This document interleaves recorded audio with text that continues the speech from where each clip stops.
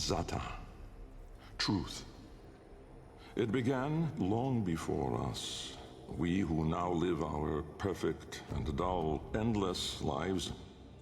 It began long before these moon palaces and body markets hurling around our golden sun. It began long before our light coil thinkers, our radiation wars, our oil smoke. It began with us, the continuity and its twin, wanderlust. The need for unseen shores deep in our marrow. No judge, jester, queen, or king can escape this old blood. We are nomads, eternal. And when no ocean, mountain, or sky could contain us, our gaze hungered starward. Afar, they mocked us with their brittle light, winking and jeering like dangling iotons, forever out of reach, illuminating the truth. Immortal as we are, we die with the sun. That's where I come in.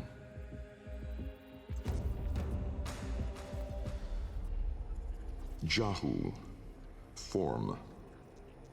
My departure was a day less than any other. When I stepped inside the bell, I saw no crowd through its seriglass, no skeptical onlookers, no regal send-off. They all had given up on me and my paradoxical formulations. The wasted years had all shown the void to be just that. Nothing. No energy, no entanglement, no form. To spacefaring ambitions, a dead end. On the day, my laboratory was mostly vacant of witnesses, most of all of expectation. Only my sluggish attendants, my sagacious Kavat, Kalimos, and of course my daughter. I had raised her alone, but with inconsistent vigor. In those eyes, her mother's, I did see a terrible reflection of a man that did not exist. A brave and principled man about to make history. In truth, he was a void himself, an outcast, a joke, a nothing. Driven by my humiliation, failure had made me bitter and reckless. I would dive into the depths myself to prove them all wrong. I gave the signal. My daughter grasped the lever. Kalemos then belted out a desperate, rasping growl. But it was too late.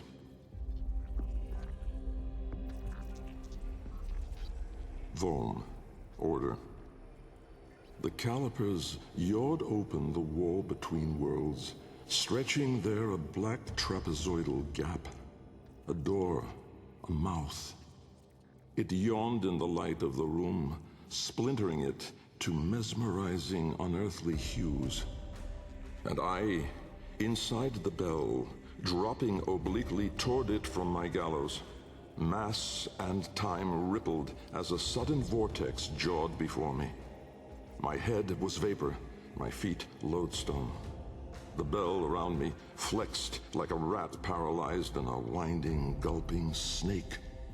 I faltered in the awe of it, stumbling against the seriglass, and with that shifted the bell's path through the wall.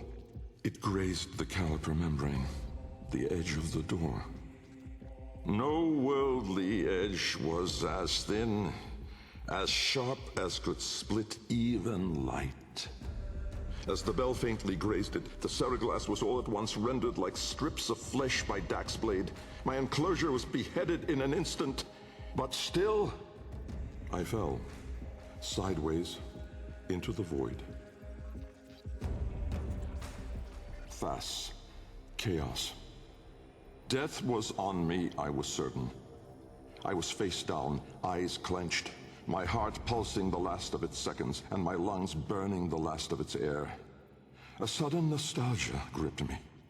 I grasped desperately for memory of a storm just past, the fumbling pitch of a child's song. Yet all these thoughts seemed to steal away from my mind like smoke through a vent. I would die empty. I then became aware of another sensation, physical. A web of pain, needles itching into my arm. At once I realized I was alive.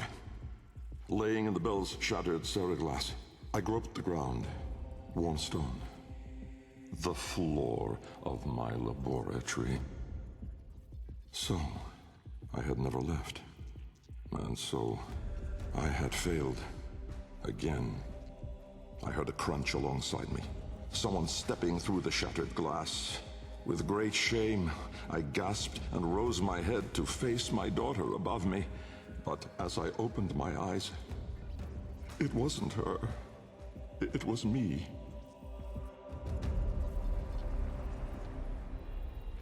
Riss. Light. The senselessness of it. The paradoxic, the vague, untimed form. I was alone, but not. For I stood there confronted by myself. A twin, but no brother. A reflection, but with dimension. Behind him, no horizon, but a vast broiling sea of caustic light pierced at random by black pin stars. And closer, around me, a gale of flowing vapor, profane in color, billowing relentlessly into the nascent lack, seeking all directions. I was standing on a precipice of familiar stone, jagged and unanchored as though cleaved directly from the very floor of my laboratory. I wondered at the vapor's path, smoking outward more, leaving behind now the walls, the filigree gold, the rare cuts of marble from my home. I knew at once the vapor's source. I turned away, back toward the wall, the trapezoid I had yawed into it. Vapor erupted inward at the gap, but not just from there. For as I rolled my eyes back, I saw the same. A great steam of scintillation smoking out from my skull. Dumb in awe, I faced toward my chimerical twin. He spoke. Kra, time. An old name, unspoken in the centuries since my mother reared me. A soft hiss, soothing as a viper's gaze. Little Bengal. The other me reached out, offering his hand, gliding toward me without moving, as though the distance between us was now collapsing. A confusion, most euphoric, filled my mind. With the shred of wit that remained, I decided that I should run for my life. At once, crazed and frantic, I fled. But I made no forward progress. Instead, the world compressed evermore around me, as though I were an anchor pulling the shore to reach. When I arrived at the door, or rather, the door arrived at me, I howled, hurling myself inside, out. And then and there I was, lost and unlost, howling on the floor in harmony with my wretched Kalimos, lacerated in flesh and heart, scattered as the bell glass, spilling blood and stomach on the cold stone floor. But I sensed the other there, at the wall's breach behind me, reaching still.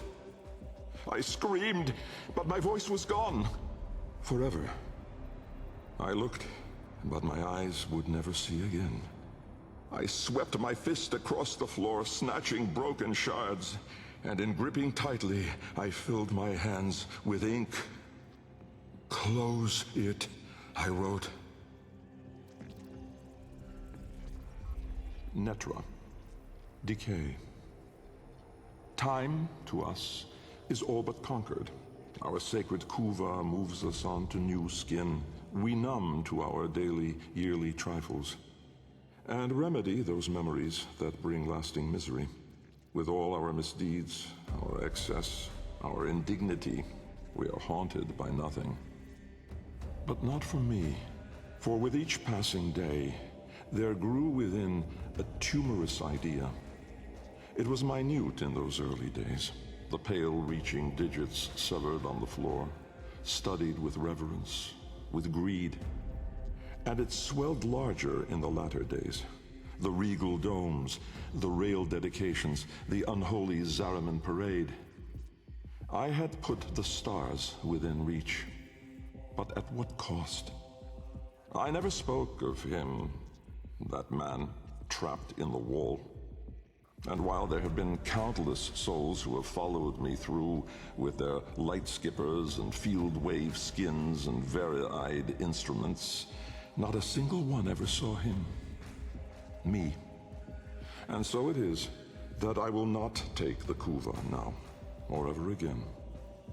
This is the last skin I'm in. Because of this idea, that I cannot be sure, that in all that smoked commotion, in all that panic and fear, in that bending light and blinding dark, was it I who escaped?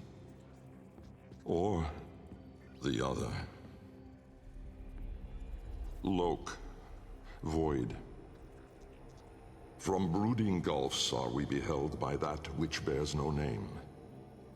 Its heralds are the stars it fells, the sky and earth aflame.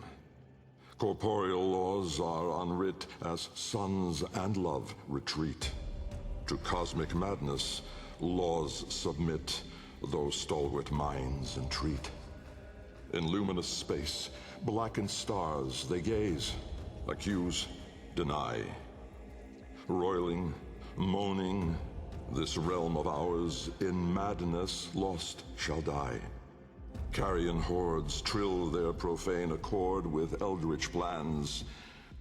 To cosmic forms from tangent planes, we end as we began.